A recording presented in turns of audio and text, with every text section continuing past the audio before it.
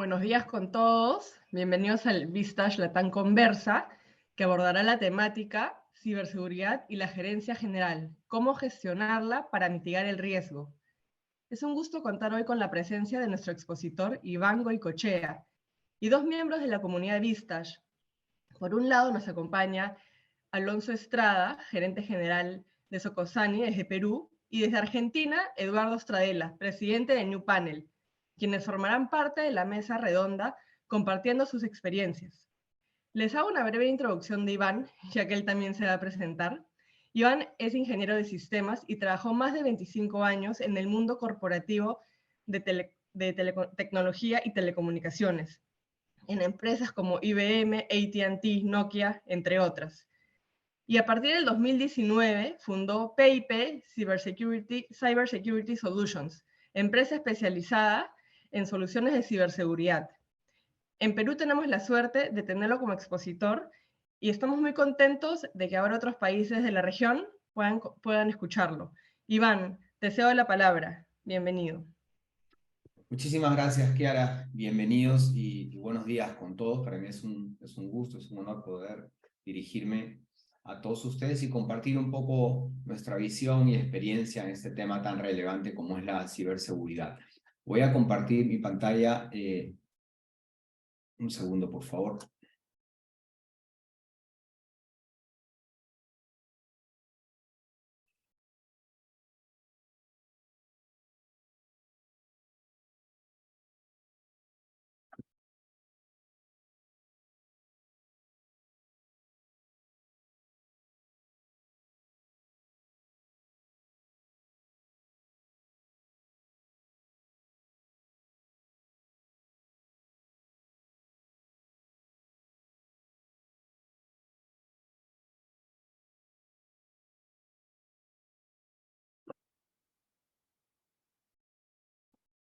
Listo, ya estamos. Kiara, ¿me confirma si se ve bien mi pantalla? Se ve perfecto. Gracias. Ok, buenísimo. El tema que vamos a abordar hoy, como mencionamos anteriormente, es la ciberseguridad, ¿ok? Y la gerencia general. ¿Cuál es la injerencia que deben tener los ejecutivos principales, los gerentes generales de empresas respecto a la ciberseguridad en un mundo que ya es digital, ¿no? Este no es un tema menor, es un tema que lo vemos en el día a día, que impacta muchísimo a las empresas y es por eso que creemos que es de mucha relevancia y esperamos que aporte valor para todos ustedes y para su operación. Y ya Kiara me presentó, ¿no? Mi nombre es Iván Goicoechea, como bien lo mencionó, y previo pues a la fundación de PIP, una empresa que dirijo, a la cual soy fundador, empresa de ciberseguridad, ¿no? Trabajé algunos años, más de 25 años, en el mundo corporativo de tecnología y telecomunicaciones. Soy ingeniero de sistemas en pregrado y tengo una maestría en administración de empresas del INCAE. Muy bien, algunos conceptos que debemos entender. Voy a tratar de usar un lenguaje nada técnico, ¿no? Para que esto lo puedan entender cualquiera, porque nuevamente es un tema, es un problema que debemos entender todos los ejecutivos de todos los rubros, no necesariamente tecnológicos, ¿ok? Porque es un riesgo en el que todas las empresas están inmersas en el mundo digital, ¿no? Primero, ¿qué son los ciberataques o comúnmente llamados hackeos, ¿no? Son acciones dirigidas a afectar la operación digital de una empresa o institución, con muchos fines, ¿no? Con muchos fines, pero definitivamente son acciones que cuando impactan y tienen efectividad en una empresa hacen muchísimo daño de distinto índole, como lo vamos a ver más adelante. ¿Ok? ¿Y qué cosa es la ciberseguridad? La ciberseguridad es la práctica necesaria para proteger los activos digitales de una empresa o institución. Quiere decir, son las acciones que yo llevo a cabo para evitar que un hackeo, que a todos nos va a tocar, ¿ok? Evitar que este hackeo tenga un impacto, sea efectivo dentro de mi empresa o institución. ¿Ok? ¿Por qué la ciberseguridad está creciendo? ¿Por qué la ciberseguridad es importante? ¿Qué cosa acelera que la ciberseguridad sea hoy una necesidad para todas las empresas de todos los rubros, de todos los tamaños? ¿Okay? Lo primero es la transformación digital, ¿no? Como todos sabemos, hoy la transformación digital se ha convertido en una tarea obligada de todas las empresas, ¿no? Acelerado por la pandemia. Yo no me imagino hoy una empresa que no tenga un componente digital, que no tenga un proceso digital. ¿no? Y las que no lo tienen que hacerlo rápidamente, de lo contrario pueden perder posición en el mercado, pueden perder vigencia, quizás hasta salir del mercado en el que se encuentran, etcétera, ¿no? Eso está bastante claro para todos nosotros. Y yo lo que digo aquí es lo siguiente: hacer transformación digital sin ciberseguridad es un suicidio. Es como comprarte una casa y no ponerle puerta y no ponerle ventana. ¿Ok? ¿Por qué? Porque el riesgo por excelencia en el ciberespacio, en el mundo digital, ¿no? Son los ciberataques, ¿no? Entonces, lo primero es eso: la transformación digital genera la necesidad de contar con ciberseguridad. Lo segundo, los ciberataques en crecimiento, ¿no? Eso lo leemos a diario en las noticias. Hay estadísticas de muchos fabricantes en donde se demuestra que esto viene creciendo de manera exponencial en todo el mundo. Nuestra región, América Latina, no es ajena a ello. Y nuestra región tiene otra particularidad, ¿no? Que es muy, muy inmadura respecto a los ciberataques. Hay muy poca conciencia del tamaño del daño, con lo cual la cantidad de ciberataques en crecimiento efectivos en América Latina es muy alta. Estas estadísticas las pueden googlear, las pueden encontrar, y estoy seguro que se van a sorprender, ¿no? Lo tercero es la adopción de soluciones en nube, ¿no? Hay una tendencia a los servicios, a las soluciones en nube. Y aquí hay un poco un paradigma, ¿no? Muchos ejecutivos, muchos empresarios piensan que porque adquieren servicios en nube de clase mundial, ¿no? De empresas globales de mucho prestigio, están seguros. Y esto no es así, ¿no? Definitivamente la infraestructura de nube que utilizan los proveedores de clase mundial es segura, ¿no? Pero ellos no te están brindando un servicio de seguridad. Hay un tránsito de la información hacia y desde la nube, ¿no? Cotidiano, en todo momento, permanente, y en ese tránsito hay mucha vulnerabilidad y puede haber mucha filtración. Y somos nosotros, los dueños de la información, los que tenemos que velar y tomar las acciones para que ese tránsito sea seguro. En conclusión, la nube, por definición, no es segura, ¿ok? Contra lo que mucha gente piensa.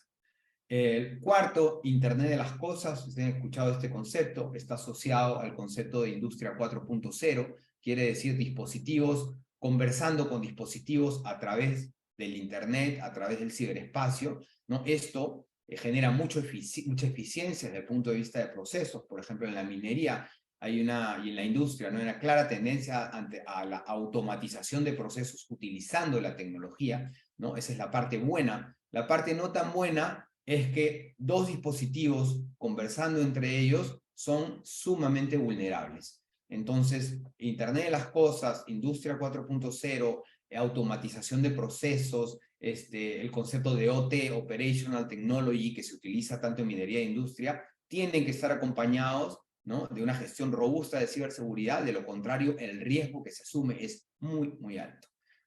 Y por último, la presión regulatoria, ¿no?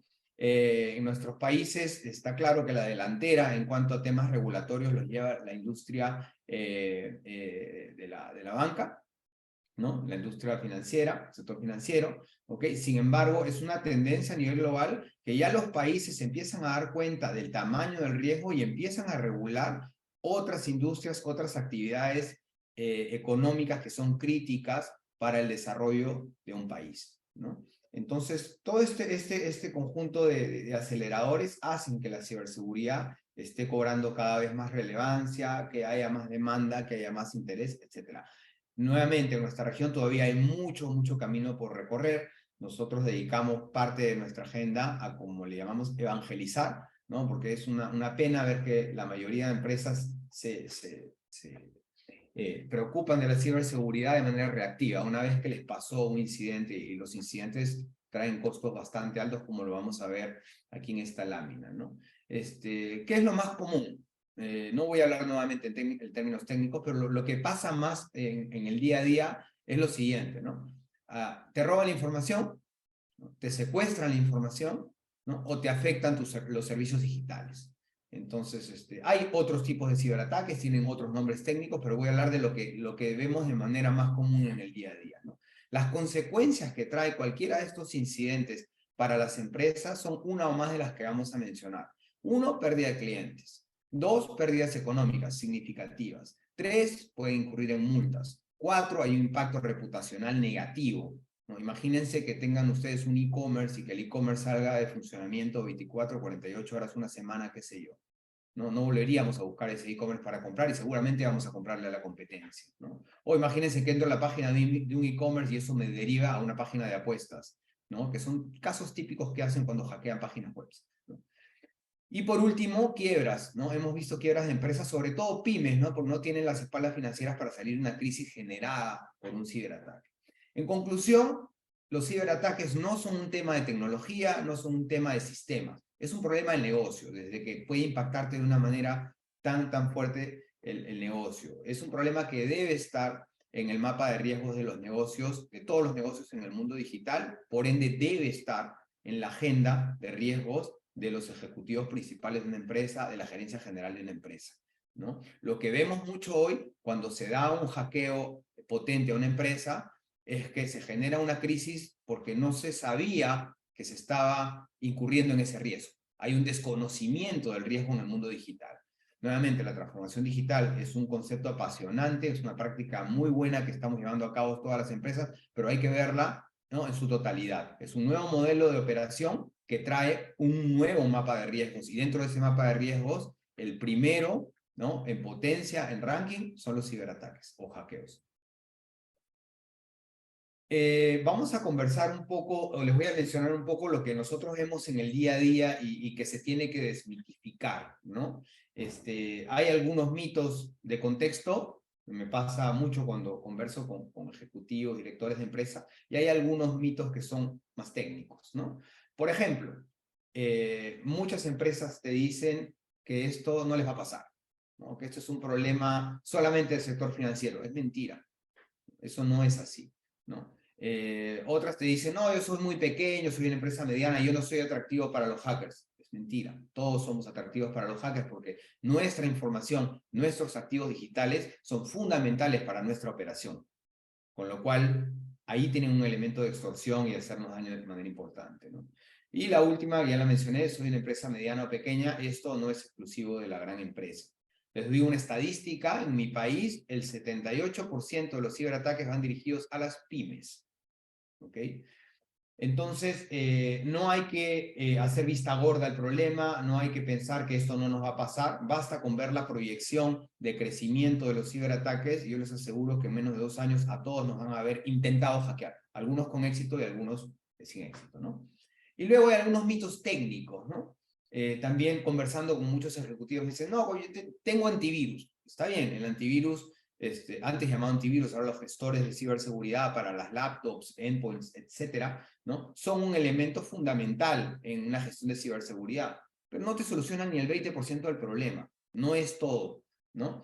Otra, tengo backups. Sí, está muy bien que tengas backups, pero de nuevo, si tú te vas a ver un marco de trabajo de ciberseguridad, los marcos de trabajo de ciberseguridad tienen alrededor de 100 controles. Uno de ellos tiene que ver con backups. Por supuesto que es una práctica elemental, fundamental, pero no soluciona todo el problema, ¿no?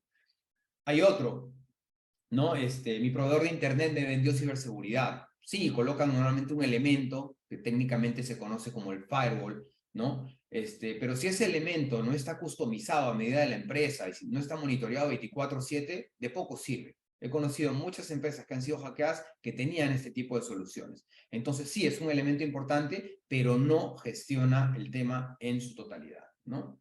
El cuarto, se lo encargan normalmente el ciberseguridad, sí, míralo, y se lo encargan a la persona de TI, ¿no?, el jefe de TI, etc. El tema de ciberseguridad lamentablemente es muy complejo y especializado, con lo cual no necesariamente un buen gestor de sistemas, ¿no?, conoce de ciberseguridad. Entonces, ¿qué pasa en las empresas? Comienzan a tomar acciones un poco de manera intuitiva en base a lo que el líder de tecnología decide. ¿Ok? Por ejemplo, necesito antivirus, necesito un firewall, necesito protegerme en la nube, está muy bien. Y ahí se quedan, porque el ámbito de acción es netamente tecnológico, ¿no? Sin embargo, no se preocupan de tener, por ejemplo, un programa de generar conciencia de ciberseguridad a nivel de todos los colaboradores, lo cual es una práctica esencial también, ¿ok? Y muchos otros temas que no tienen que ver necesariamente con tecnología. Entonces, es un tema especializado que se debe poner en manos especializadas, ¿no? Y otro tema técnico, el último, no, yo tengo todo en la nube, ya lo mencioné anteriormente, ¿no? Piensan que la nube por default es segura, lo cual no es así, ¿no? Les menciono un caso que fue público, puedo mencionar el nombre de la empresa, Cineplanet, a principios del 2019, tuvo un incidente informático, un hackeo bastante potente. en donde robaron registros con información de clientes, número de tarjeta de crédito, etcétera, etcétera. Toda la información de Cineplanet estaba en una de las soluciones de nube de clase mundial, ¿no? Y hubo una disputa entre esta empresa de proveedora de nube y Cineplanet, la disputa fue un poco pública, ¿no? Al final, el proveedor de nube tenía razón, ¿no? Ellos no cuidaron la seguridad en la nube en el tránsito de la información desde y hacia la nube, ¿no? Aquí les comento algunos casos, no puedo mencionar nombres de empresa por temas de confidencialidad, ¿no? Pero un poco el mensaje de esta lámina es que este problema es un problema de todos los rubros. Como ven aquí, estos son casos de los que he podido tener o puedo dar fe, porque los he visto de manera directa, ¿ok? Entonces, he visto empresas de retail, he visto industria, he visto empresas generadoras, comercializadoras de energía, estudios contables, estudios de abogado, empresas productoras y comercializadoras de licor, empresas de coworking, empresas gastronómicas, estudio de abogados, y la lista puede seguir, ¿no? Puede seguir. ¿Qué ha sido lo común en todas ellas? Pensaban que no les iba a pasar. Habían, de alguna manera, desconocido o subestimado el riesgo y han tomado acción después del impacto, y el impacto les ha terminado costando muchísimo, no solo en lo económico, sino en otro tipo de efectos como los que ya expliqué anteriormente, ¿no? Entonces, habiendo explicado todo esto, aquí les quiero dejar un mensaje general sobre cómo se debe gestionar la ciberseguridad. Como mencioné anteriormente, lamentablemente no es un tema sencillo, es un tema bastante especializado. No pasa por ser una solución única para todas las empresas, pasa por ser un traje a medida, ¿ok? ¿Por qué es un traje a medida? Porque cada empresa tiene una adopción digital diferente, una madurez digital diferente, decide tomar tal o cual decisión tecnológica, distinto de la otra empresa, etc. Entonces, cada empresa tiene un modelo de operación distinto. Es como nosotros, como las personas, ¿no? Cada persona tiene un estado de salud diferente. Entonces, lo primero que tenemos que hacer en nuestra empresa es entender cuál es nuestra posición de riesgo frente a los ciberataques. Es lo primero que tenemos que entender, ¿no? A partir de ahí es que podemos construir una política y una hoja de ruta de acciones de ciberseguridad integral, sin que nada sea una sorpresa.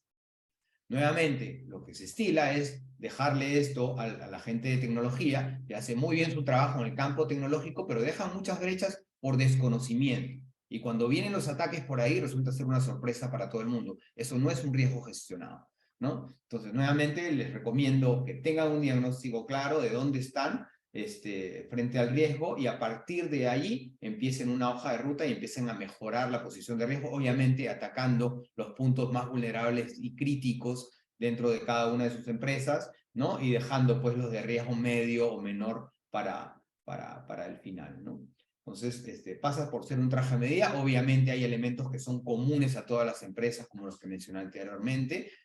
Hoy día transitar en el mundo sin un antivirus en los laptops, sin un firewall en la red, es incurrir en un riesgo altísimo. Son elementos comunes a todos, pero son la base de la construcción de una gestión robusta, potente en ciberseguridad, ¿no?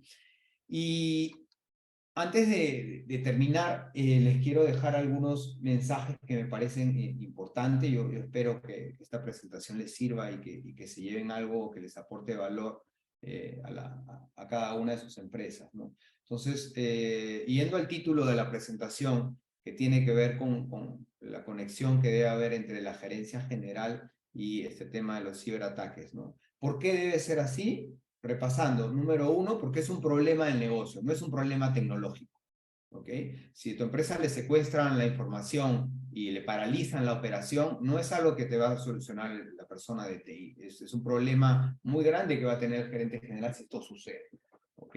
Es un riesgo con consecuencias mayores, con lo cual debe estar en el mapa de riesgos de la capa de gestión de la empresa, ¿no? Tiene que ver con un nuevo modelo de negocio al cual estamos yendo todos como consecuencia de la transformación digital, con lo cual ese nuevo riesgo de negocio tiene riesgos asociados, ¿no? Los cuales debemos conocer, debemos gestionar, ¿no? Normalmente, si las gerencias generales no asignan presupuestos para gestionar la ciberseguridad, no se hace nada. Entonces, para asignar presupuesto, tenemos que entender la importancia del tema y por qué debemos asignar presupuestos, ¿no? Tiene que manejarse con recursos especializados. No necesariamente un buen gestor, gerente, jefe de tecnología es un buen gestor de ciberseguridad, es muy especializado, trabajan con gente especializada, trabajan con proveedores especializados, ¿no? Y por último, a manera de reflexión, les quiero hacer una analogía, ¿no? Hoy día, una intrusión digital puede ser muchísimo más dañina que una intrusión física en una empresa. Yo preferiría que se meta un ladrón físico, ¿no? Y me robe algunos muebles, algunos elementos, lo que sea, algunos activos, ¿no? A que alguien me secuestre la información y paralice mi operación, por poner un ejemplo, o robe la información sensible de mi negocio, ¿ok? Yo preferiría eso. Sin embargo, a ninguno de nosotros aquí presentes se nos ocurre abrir una oficina y no colocar puerta, ventana, quizás servicio de guardianía 7x24, quizás un cerco eléctrico, ¿no? Un control de acceso, un sistema de control de acceso, etc. ¿Por qué? Porque son decisiones que las tenemos asumidas. Vivimos en una sociedad donde hay malos actores que podrían, ¿no? Meterse a nuestras oficinas y generarnos daño. Pero es una decisión casi inconsciente. No se nos ocurre abrir una oficina y no asignar presupuesto para seguridad física, ¿no? Cámaras de seguridad, etc. Cualquier solución de seguridad física. Entonces, es una decisión que ya la tenemos interiorizada porque sabemos en el mundo en el que estamos. Entonces, la pregunta es, ¿por qué en el mundo digital, ¿no? Siendo quizás más relevante, más potente el riesgo, no hacemos lo mismo? Yo pienso que es por desconocimiento, ¿no? Es por ello que es importante este tipo de charlas, entender dónde estamos con el riesgo. Hay una particularidad con este riesgo, que es que la casuística no es pública, solo se hace pública en las grandes empresas, cuando hackean un gran banco o hackean alguna entidad gubernamental, como hemos podido ver en los últimos meses que ha pasado en algunos de nuestros países, esto se hace público, pero cuando hackean una pyme, ¿no? No se hace público y normalmente la empresa hackeada no lo comenta porque tiene un impacto reputacional negativo, ¿no? Entonces, eso es, espero que esta presentación les haya servido de algo y yo quedo disponible para seguir con la charla con los otros panelistas. Muchísimas gracias.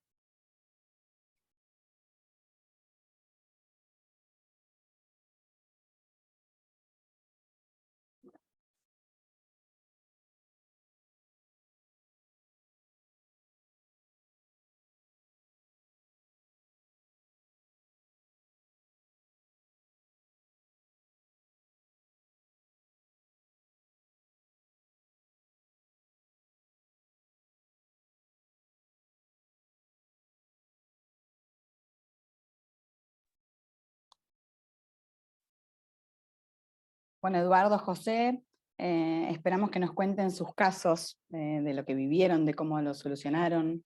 Si querés, Eduardo, podés comenzar vos. Bueno, la verdad que es súper interesante la charla de Iván. Hubiera estado muy bueno haberla tenido hace un par de años atrás. Parecía, cada vez que iba hablando Iván, me imaginaba el meme ese haciendo así, de mi persona y de mi empresa, de algunas cosas que hemos sufrido. Dos hackeos que sufrimos nosotros en nuestra empresa. Nosotros somos una pyme ubicada en Mendoza, Argentina, que creíamos que nunca nos iba a pasar también, tal cual decía Iván. Parecía que lo estaba escribiendo sobre nosotros. Primero, en el 2019 sufrimos un hackeo que fue más light, por así decirlo, que nos hackearon nuestra web, nuestra página web. Nosotros no tenemos venta online, es una web más que nada institucional para dar a conocer nuestros productos, lo que hacemos, un poco de historia. Empezó sin darnos cuenta porque fue de a poquito, diríamos, empezaron según lo que entendemos, fue una empresa turca, que empezaron de a poco a sacar algunas pestañas, hasta que empezaron a cambiar texto, los pasaron a inglés, empezaron a poner malas palabras, y de hecho un cliente fue el que nos contó, mirá, estaba viendo la web de ustedes y veo que tiene algún desperfecto, y ahí empezamos a ver. Como no teníamos solución con ellos, ¿no? La misma gente que nos daba ningún tipo de solución ni garantía de nada, decidimos directamente dar de baja y aprovechar ese trago amargo para actualizar la web. Entonces hicimos directamente una web nueva, más moderna, y ya aprovechamos el tirón en ese sentido. Tuvo repercusiones, sí, comercialmente sufrimos, obviamente, como todo, pero no fue tanto. Más que nada lo que sí fue lo que nos golpeó fue el posicionamiento en Google, ya que al no haber tenido actividad por varios meses de nuestra web en las búsquedas, también nuestra competencia aprovechó que nosotros no estábamos activos y tuvieron mejor posicionamiento ellos. Y obviamente hemos tenido que remarla con Google para poder ir avanzando con eso. Y después otro que sí ya fue un poco más fuerte, no sé si recuerdan el año 2020, que fue un poco caótico con la pandemia y todo eso. A pesar de todo eso, tuvimos un lindo amanecer, un 5 de octubre del 2020. Antonio, el jefe de administración, mi mano derecha, que es muchísimo más madrugador de lo que soy yo, me llega un WhatsApp del tempranito, me dice, me parece que tenemos un problema con el servidor. ¿Cómo que tenemos un problema? Sí, me parece que tenemos un problema importante en el servidor. Y ya uno, viste, se empieza a preocupar. Entonces me vine directamente para la empresa y ahí estuvimos viendo y no podíamos acceder a nada de lo que teníamos en el servidor. Nuestro servidor, teníamos un servidor físico en la empresa y también teníamos acceso desde el exterior a nuestro servidor para poder hacer home office y cuando viajamos. Básicamente no había nada en el servidor, estaba todo vacío y todo bloqueado, y un gran amigo, Adam Fox 69, nos había dejado un archivo README que decía, este servidor ha sido encriptado, si quieren avanzar con esto, escríbanos a 2 direcciones distintas de mail que habían dejado, no me acuerdo si era un Gmail y después un Yahoo, o un Gmail y un Hotmail. Y ahí, bueno, le escribí desde otro mail, ¿no? Desde el mail de la empresa, diciéndole que había tenido esto, que no sé qué es lo que pasaba, que me contara un poquito más, porque a ver si me podían ayudar. Yo tratando de ser un poquito lo más naif posible.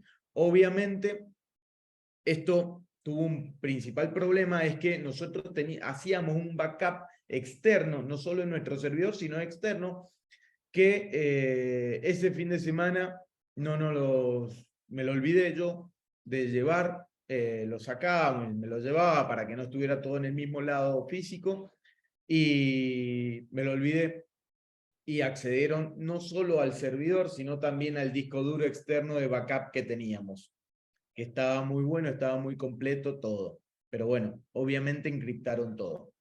Entonces estábamos como bastante perdidos, bastante perdidos y bastante desesperados. Empezamos a entrar un poquito en pánico. Empezamos a hablar también con distintos entes, amigos, a comentarle, mirá, tengo un amigo que es hacker, que no sé qué, le escribimos a un amigo, no se puede solucionar, a otro no se puede solucionar, a otra empresa de ciberseguridad, me dicen, me parece que está muy complicado. Mandamos el disco duro a distintas personas, esto obviamente lo estoy resumiendo, pero fue un lapso de varios meses, que obviamente también nos complicó muchísimo a la gestión de área, desde administración, oficina técnica, hasta la parte comercial. Y empezamos la negociación con esta gente, nos empezaron pidiendo, no me acuerdo si fueron 4 bitcoins en su momento, que para una pyme como la nuestra era dinero, pero era relativamente aceptable. En su momento, en las negociaciones, fuimos negociando de todo tipo. Yo le digo, mirá, lo que me estás pidiendo es muchísimo, ten en cuenta que acá, y le mandaba artículos de diario acá, el sueldo de Argentina es muy bajo, lo que vos me pedís en dólares, estamos muy lejos, vendiéndole muy mal al país, que parte era realidad, no estábamos mintiendo mucho. De repente el Bitcoin pegó un salto bastante importante, el dólar real, que sería el dólar blue, que le llamamos en Argentina, también pegó un salto y ya se nos hacía una pelota muy grande. Sumado a esto que el directorio de nuestra empresa no es propicio a aceptar o validar este tema de cosas, porque básicamente estás pagando a alguien que robó algo para que te lo devuelva. sea, tomamos la decisión de cerrar los ojos, a tirarnos un poco los pelos y empezar de vuelta. Decidimos no pagar ningún tipo de rescate y bueno, contratamos una persona que empezamos de vuelta todo el armado del servidor. Obviamente perdimos muchísimos datos. Yo en mi computadora personal tenía muchas cosas claves, trataba de ir haciendo backups de algunas cosas más claves. Nos golpeó bastante, pero fue un buen aprendizaje, por así decirlo, que obviamente, de acuerdo a lo que dice Iván, tenemos que seguir trabajando y bastante.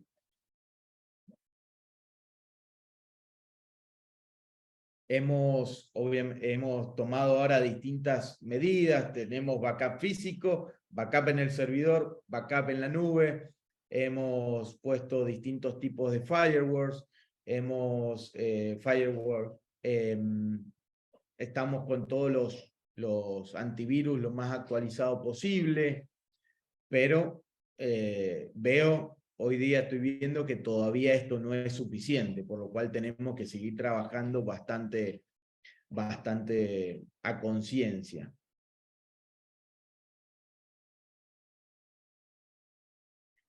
Buenísimo, Eduardo. Muchas gracias por compartir tu experiencia. Ahora nos la va a compartir Alonso. Por favor, adelante. Un placer. Gracias, Iván. Dale, Eduardo. Bueno, yo soy de esos gerentes que acaba de describir Iván, ¿no? O sea, que no tenía ni idea de lo que estaba pasando ahí en el área de ciberseguridad, y me pasó tal cual, exactamente lo que acaba de describir y lo que acaba de describir también Eduardo. Pero me hizo entender que debíamos hacer algunas cosas. Les cuento la experiencia, pero para entender un poco qué es lo que podía haber afectado o qué es lo que afectó en la operación nuestra, hay que entender el proceso. Nosotros somos una empresa que fabrica agua mineral, entonces tenemos dos partes importantes. Una es la producción propiamente dicha y otra es la venta, ¿no? hacia afuera.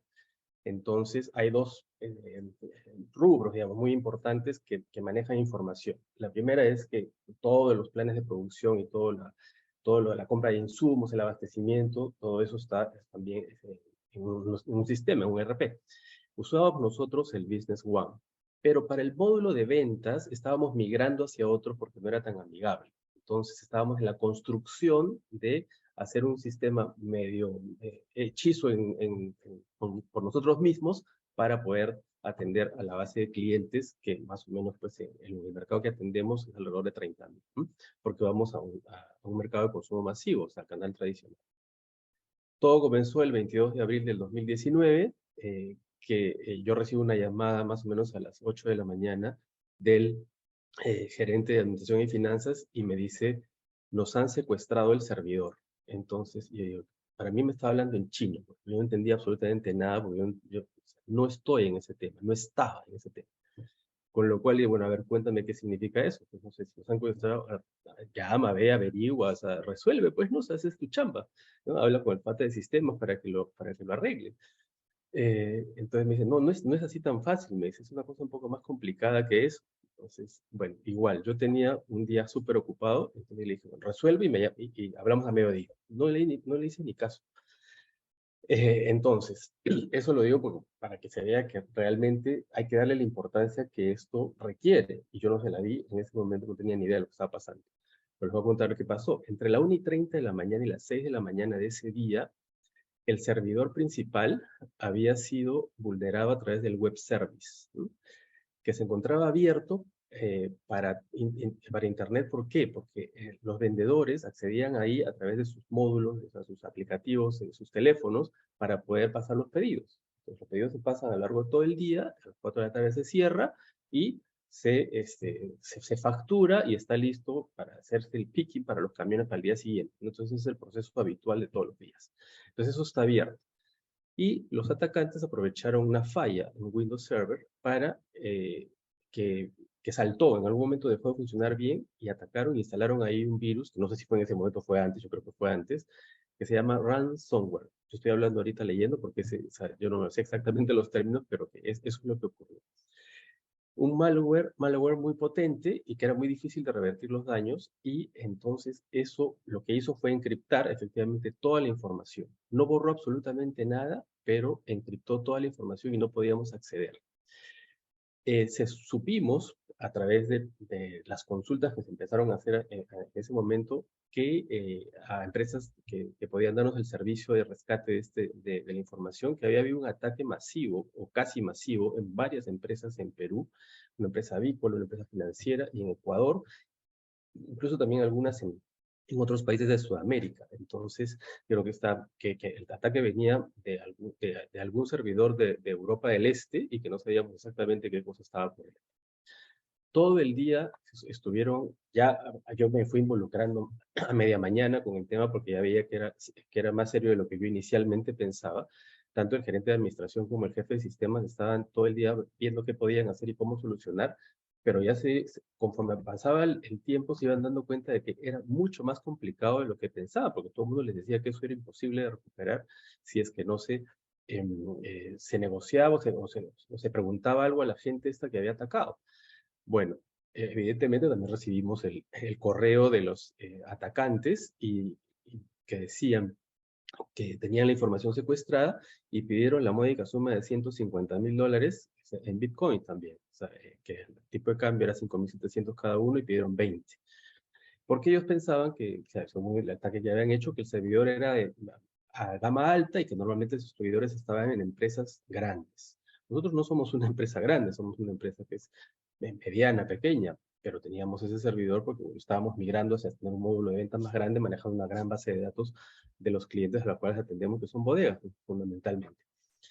Entonces, ahí yo no me involucré en la estrategia de respuesta, pero por recomendaciones de algunas personas dijeron, bueno, si vas a negociar tienes que decirle pues, que no es realmente lo que ellos piensan, sino que eres una empresa muy chiquita o si acaso ni siquiera eres una empresa. Entonces el jefe de sistemas tomó la iniciativa y dijo, mira, sabes que esto no es, yo doy servicios a terceros, este es un servidor que yo manejo y necesito un archivo de video nada más. Si quieres quédate con todo y dame el archivo de video, o sea, dame una prueba de que yo puedo recuperar la información con ese archivo de video que necesito ahí. Y si no quieres, no, pues así ya, chao. No. Entonces, en esa negociación, los atacantes bajaron el monto del rescate a 4 bitcoins. O sea, ya estábamos en $21,000 para poder recuperar la información. Y entonces, de repente se podía avanzar por ahí. Pero todavía no nos habían dicho que sí se podía hacer. Y la respuesta fue, mira, ¿sabes qué? $20,000 tampoco te va a pagar, pero yo lo tengo. O sea, el argumento sigue siendo el mismo. El jefe de sistema diciendo que era un estudiante y que estaba dando un servicio a terceros y que por lo tanto no podía pagar esa cantidad de plata. Pero como el problema no se podía resolver, ya al día siguiente me llaman el gerente de administración y me dice, mira, dame un monto, si quieres, para poder tener un límite de negociación y ver si pagamos algo para probar si es que lo que nos devuelven sirve o no sirve. Entonces yo dije, no te voy a dar nada, dije, porque yo no estoy dispuesto a pagarles a esta gente que son, unos delincuentes. Pues, no sé qué tal raza, ¿por qué lo vamos a pagar? Eso no puede ocurrir. Bueno, finalmente él, que también tiene cierta autonomía en manejar plata, terminó negociando con los atacantes para pagarles $2,200, que estaba dentro de su rango. Entonces yo le dije, bueno, y después me dijo, mira, ¿sabes qué? Vamos a ver si con esto funciona. Y efectivamente fue así. Entonces aceptaron el pago de $2,200 en bitcoins también que se tuvieron que comprar, y recién del tercer día repusieron, o sea, nos dieron las llaves para poder desencriptar la información. Y ahí probamos a ver qué pasaba. O sea, se demoró 10 horas en restablecerse toda la información y finalmente logramos recuperar los datos, pero sí había un daño de alrededor del 30%. O sea, 70% estaba bien y 30% no. Pero esto, ¿qué nos ayudó en ese momento a poder continuar con la operación? Que ya estábamos migrando en el lado importante que era de ventas, pues la producción se puede hacer manual, pues, ¿no? O sea, algunas cosas se pueden hacer manual. O sea, no era tan crítico porque no teníamos pues 300 o 400 SKUs. Pero el lado de ventas sí es crítico porque no podemos facturar si no tenemos toda la base de clientes para poder vender. Y eso significaba plata diaria. Como estábamos migrando, esa parte que se había migrado no estaba allí, o sea, no fue secuestrada. Entonces, eso nos sirvió para poder seguir operando normalmente con algunas fallas. Evidentemente no pudimos atender a todo el mercado, pero sí atendimos a algunos y recuperamos el 70%. Entonces, luego ya, ahora trabajamos en un híbrido que es una parte con el sistema operativo, con el RPS y otra parte con el módulo de ventas. O sea, ¿qué tuvimos que hacer? Bueno, ¿qué aprendimos en ese momento? Evidentemente, pues los antivirus eran muy básicos, ¿no? O sea, no se contaba con la seguridad perimétrica, o sea, los backups estaban ahí, o sea, con copias de seguridad que no estaban todas en el mismo servidor o no se había puesto en otro lado como para poder tener mayor seguridad ante un evento como este. ¿Qué se tuvo que hacer? Pues adquirir todas las licencias correspondientes para poder tener la información en la nube y en otros con los servidores de backup. El proveedor de Internet también nos puso una seguridad más potentes, pero la lección yo creo que es, no hay que confiar en que esto funciona como en automático, como si va. No, no es así. O sea, hay que estar en el tema y ahora que tenemos esas herramientas, igual hay que estar revisando permanentemente que funcionen, porque si no, lo mismo que nada. O sea, muy linda tu firewall ahí, perfecto, pero si no haces nada, igual se filtra. Pero ahora sí tenemos, bueno, copias de seguridad diarias, se saca la información, pero como digo, avanza tan rápido en la tecnología y todos estos ataques pueden ser de diversas maneras, que es un tema, esto pasó en el 2019, ¿no? Entonces ha cambiado muchísimo alguna tecnología de ello, entonces tenemos que seguir involucrados en ello para poder tener la seguridad que corresponde y que no pase esto. O sea, menos mal que no nos salió ni tan caro en plata, ni tan costoso como podía haber sido si nos paraban la operación completamente o sea, yo no podía estar, un día de venta es plata, que no ingresa si es que no tenemos atención a los clientes. Entonces, dentro de todo no salió tan oneroso como podía haber sido. Muchísimas gracias, Alonso y Eduardo, por los dos testimonios súper valiosos y con un punto en común, ¿no? Esto de encriptar la información y pedirte un rescate a cambio de devolvértela, tiene un nombre, Alonso lo mencionó, ¿no? Es el ransomware, en español es secuestro informático, ¿ok? Paro tu operación digital, parcial o totalmente, ¿ok? Y te pido a cambio un rescate en Bitcoin, ¿no? Lo interesante de los dos casos es que en un caso se pagó y en otro caso no se pagó, ¿no? Entonces, la primera pregunta que me gustaría hacerte, Alonso, es, yo entiendo que fue una decisión de tu gerente de administración, por lo que has contado, ¿no? No sé si lo hablaste con él, pero ¿qué garantías tenían, ¿no?, de que ellos les iban a devolver la información? Porque al otro lado de la línea, tú bien lo dijiste, no son personas honorables, son delincuentes, ciberatacantes se llaman. Entonces, un delincuente no tiene palabra, ¿verdad? Tú pudiste haberle pagado el rescate, y he visto casos donde le pagan el rescate, les devuelven un porcentaje pequeño de la información y te dicen, mira, ¿sabes qué? Lo he pensado bien, y si quieres el otro porcentaje que te falta, págame el triple.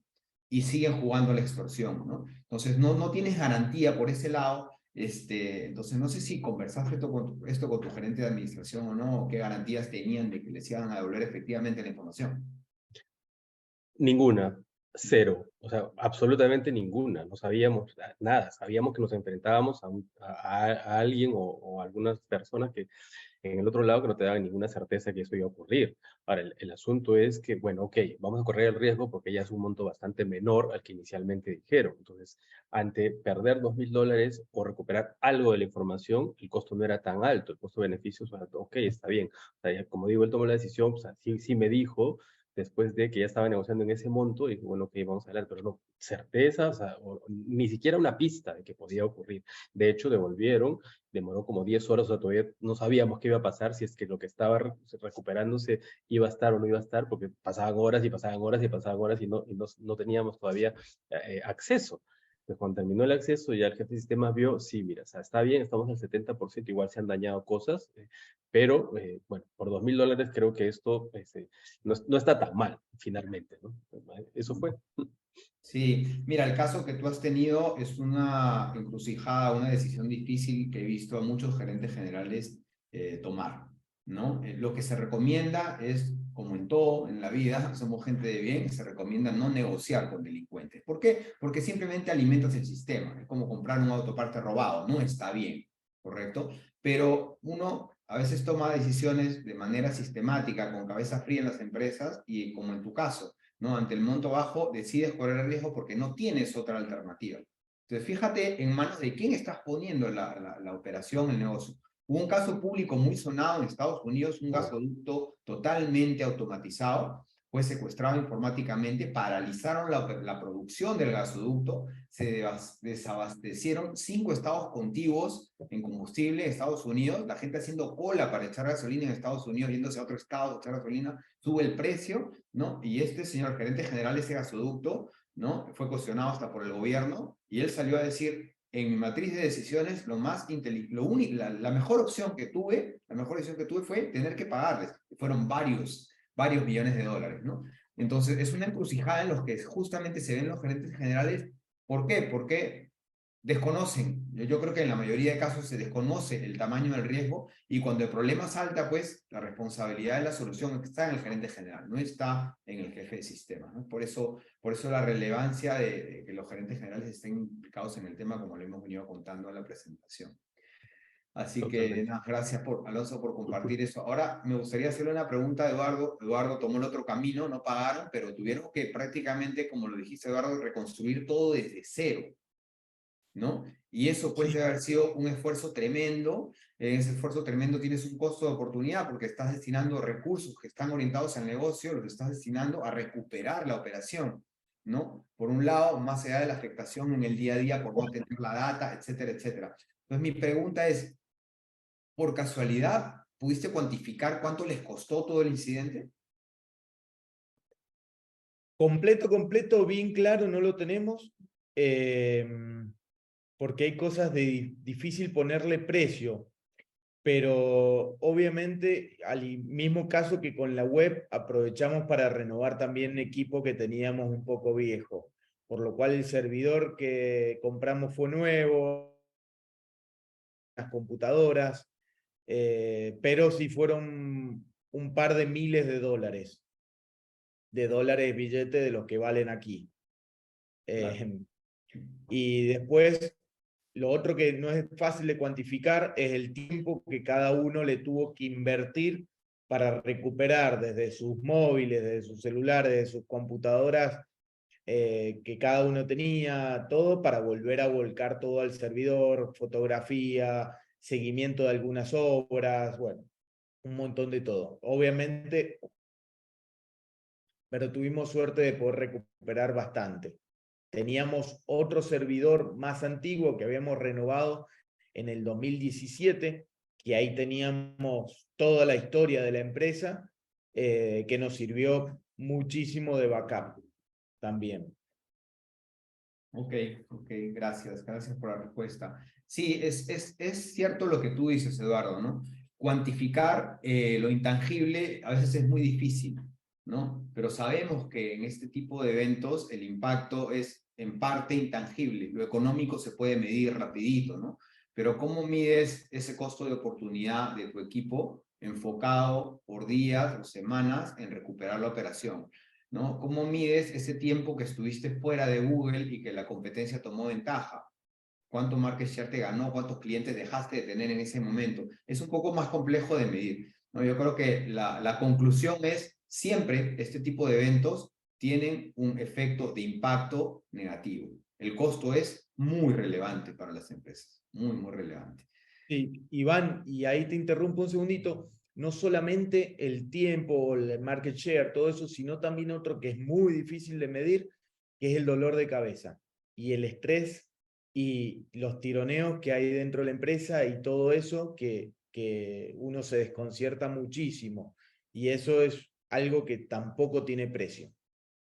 Sí, has tocado un punto buenísimo y me gustaría compartir algo cortito que me tocó vivir alguna vez en una empresa importante por aquí, un estudio de abogados importante, que cuando esto sucedió, ¿no? Me tocó un poco liderar también la crisis entre los socios, porque se generó una tensión tremenda, comenzaron a haber muchas discusiones y buscaban una cabeza que cortar, en lugar de enfocarse en solucionar el problema. El tiempo ya no lo podías hacer atrás. Entonces también se generan crisis organizacionales como consecuencia de esta crisis. ¿Por qué? Porque no estaba en el radar de nadie, porque era desconocida. En muchas culturas buscan culpables cuando pasan estas cosas. No estoy de acuerdo, pero estoy de acuerdo que hacer análisis post-mortem y corregir, pero buscar culpables en ese momento no es lo mejor. Entonces nos tocó hasta poner paños fríos ahí por todo este desgaste organizacional que se desató, ¿no? Que se desató es un punto importante. Yo creo que la conclusión aquí también es que siempre el mejor camino es el de la prevención. Y no nos queda otra porque estamos en el mundo digital y el mundo digital tiene camino de ida, no tiene marcha atrás. No vamos a volver al mundo en donde los ciberataques no existían, ¿no? Me gustaría hacer otra pregunta, Alonso. En tu relato vi que como consecuencia de y como lección aprendida tomaron ciertas acciones, como adquirir antivirus de última generación, potenciar el sistema de backups y no solo tenerlo en físico, sino también tener backups quizás en nube o en otras locaciones, tener un firewall, etc. Todo esto que mencionas son prácticas básicas, muy básicas, ¿no? De seguridad informática, de ciberseguridad. ¿Ya? No quiere decir que estés ahora en una situación súper segura, seguramente estás mejor que antes, ¿no? Pero son prácticas muy básicas. Entonces, me llama la atención, no las tenían mapeadas, nadie levantó la mano en la empresa diciendo, oye, necesitamos contar con este tipo de elementos, de lo contrario nos puede pasar esto. Efectivamente. O sea, a ver, una empresa que está más orientada a un tema de producción o de venta cree que, bueno, ya el sistema es una herramienta que te ayuda y que soluciona algunas cosas, pero no le das la importancia que realmente tiene, o sea, te puede parar completamente. ¿Te das cuenta cuando te pasa? O sea, te pasa que, oye, o sea, ¿cómo voy a vender? Si el vendedor no puede mandar el pedido, ¿no? Entonces el camión no puede cargar lo que va a entregar mañana porque no tengo la información. Entonces, efectivamente, o sea, está bastante descuidado el asunto, parte por mi culpa, porque yo soy el que lidero la organización, o por la gente que estaba ahí debajo, que no le tomamos la medida a lo que realmente teníamos que tomar.